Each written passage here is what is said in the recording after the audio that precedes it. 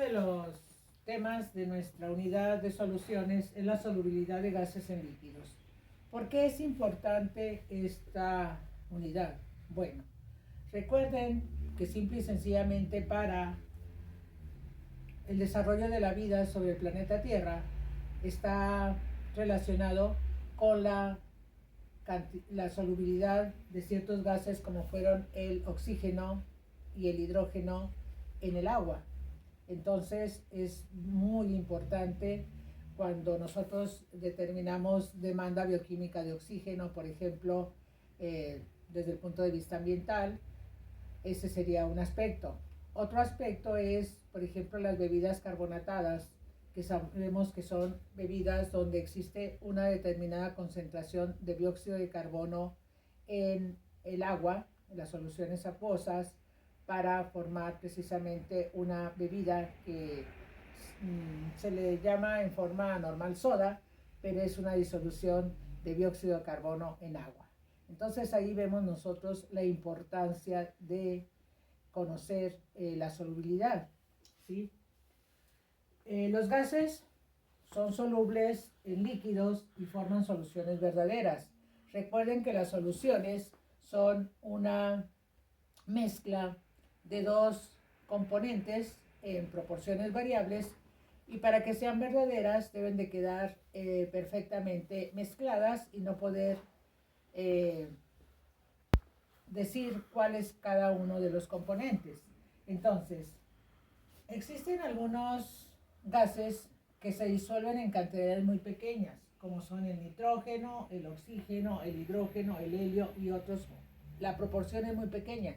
Sin embargo, es lo que les digo, es muy importante esa cantidad, por pequeña que sea, de oxígeno que se disuelve en el agua para la vida en los ecosistemas acuáticos. Y sabemos que la vida empezó realmente en el agua y ya después pasó a las otras capas de la Tierra. Hay algunos otros gases, como el cloruro de hidrógeno y el amoníaco, que se disuelven en mayor proporción. Y así conocemos nosotros el llamado ácido clorhídrico, que es una disolución de cloruro de hidrógeno en agua, ¿sí? Y pues realmente la solución es un 36% aproximadamente, es bastante la proporción de cloruro de hidrógeno. Y el amoníaco, que nosotros conocemos como hidróxido de amonio, es una solución de amoníaco en agua, ¿sí? Entonces ahí sí se disuelven en una proporción mayor.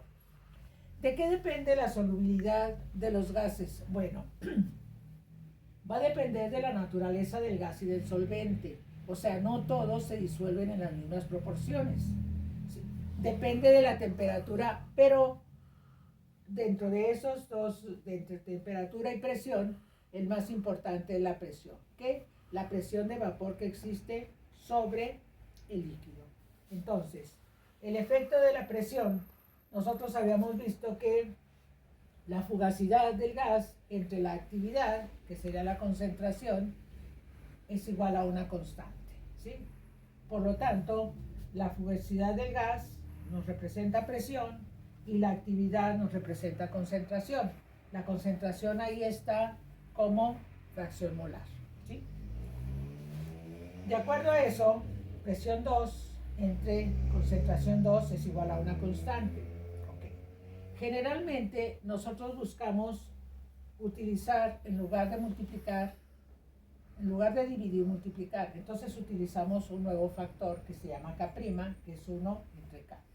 Y por lo tanto, nos queda que presión 2 entre concentración 2 es igual a 1 entre K', y por lo tanto, N2 va a ser igual a presión 2 por K'. Eso nos representa la llamada ley de Henry. ¿Qué dice la ley de Henry? A temperatura constante, la solubilidad de un gas es directamente proporcional a la presión del gas sobre el líquido, ¿sí? K' nos representa la constante de Henry. Ok. Podemos decir que N2, la concentración, es proporcional a la presión. Si nosotros queremos desbaratar una proporcionalidad, utilizamos una constante, y entonces nos queda N2 es igual a K' por presión 2, ¿sí? Cuando Se trata de una mezcla. La ecuación es válida para cada gas siempre y cuando N2 sea la concentración del gas y presión 2 es la presión parcial en caso de que tengamos una mezcla. O sea, podemos nosotros saber, por ejemplo, en el caso del aire, que es una mezcla de oxígeno y nitrógeno, podemos determinar las composiciones en el agua.